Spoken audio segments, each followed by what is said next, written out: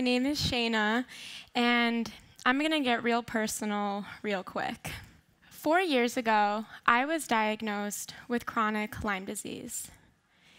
This really complex disease completely debilitates the body and has left me disabled.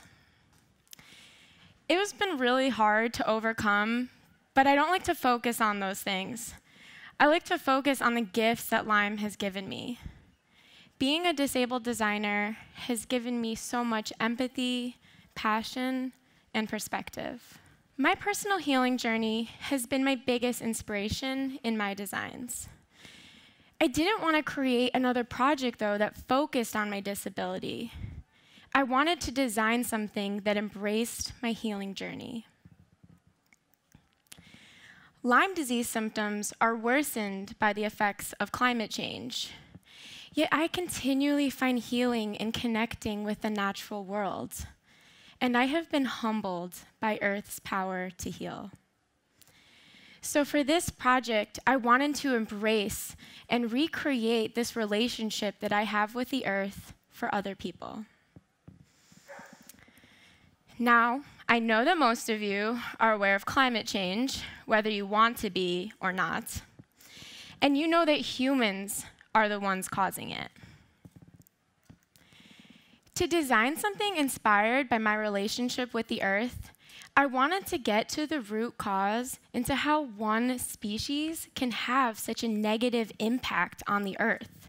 There actually was a very easy answer to my question: human exceptionalism. Human exceptionalism is the belief that humans are the most important entity in the universe. It is the reason that we have been able to separate ourselves from nature and try to control it. It is the reason that we have self-promoted ourselves to the top of the pyramid. In her book, The Mushroom at the End of the World, Anna Zing challenges our comfortable seats at the top of the pyramid. She says, "In protected homes across the empire, people circle up in their armchairs with their pets and their species-simulated snacks to watch the destruction of the rest of the world on TV. It is hard to know whether any humans will survive such domestic dreams." This quote really stuck with me, and I began to think, where does human exceptionalism exist in our lives? And where do we protect our domestic dreams? This brought me to death. And I realized that even after we die, humans actively disconnect from nature. While all other species decay and return to the Earth, we strive to do the exact opposite. In America, we deplete immense amount of natural resources to make our coffins. We contaminate the air during cremation, and we contaminate our water during embalming. Embalming is a process used to clean and preserve the bodies after death.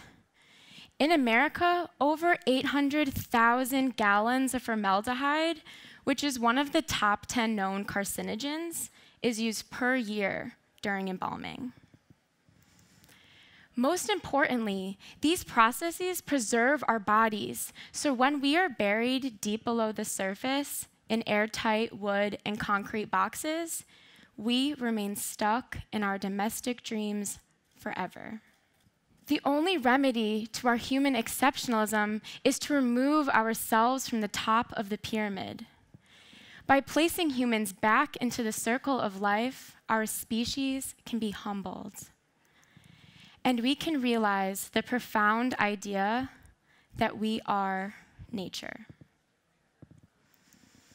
Introducing Leaves. Leaves is a coffin that helps us acknowledge a transformation from death into new life. With the use of fungus, it helps our bodies have a greater purpose after we die. Its rope has a dye embedded with spores, so once the body is buried, fungus grows to speed up decomposition, and also absorbs the body's toxins, so only our nutrients like oxygen and nitrogen go into the soil.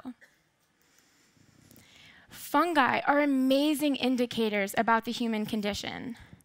They follow us and our behaviors in all stages of life. We eat mushrooms, which are fungus, and then we also watch them break down our rotten food. But what leaves does is think about how fungus can bring the connection that brings humans back into the circle of life. A lot of people have said to me, well, Shaina, why can't we just wrap the body in a shroud and put it bare into the ground? Many cultures around the world do this. Well, today that doesn't really work because our bodies are filled of so many toxins, from the pesticides we eat to the chemicals we put on our skin. So if you just put a body bare into the ground, those toxins go with it, and that only adds to humans' negative impact on the earth. This coffin solution to this contemporary problem means that our bodies can have a greater purpose after we die. During my research, I really became connected to the amazing rituals performed around the world, and I wanted Leaves to share this.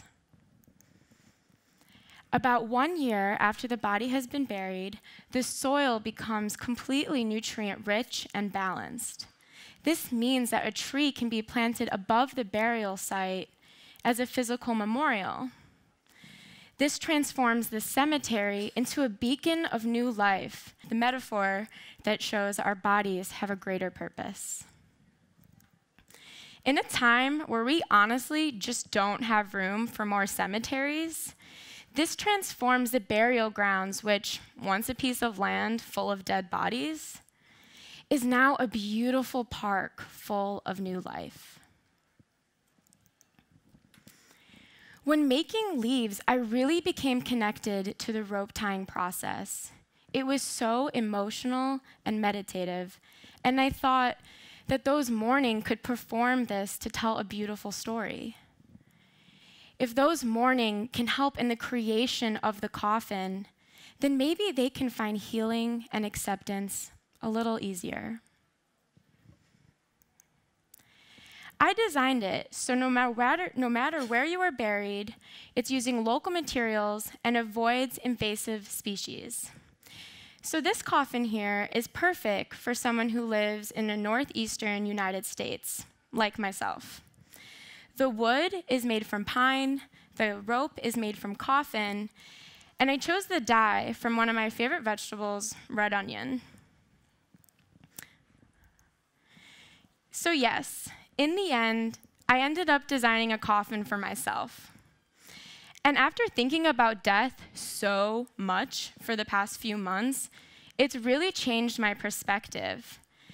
And overall, I want Leaves to create this conversation that not many people want to have. Rather than being afraid of death, let us humble as a species and remember the profound idea that we are nature. Thank you.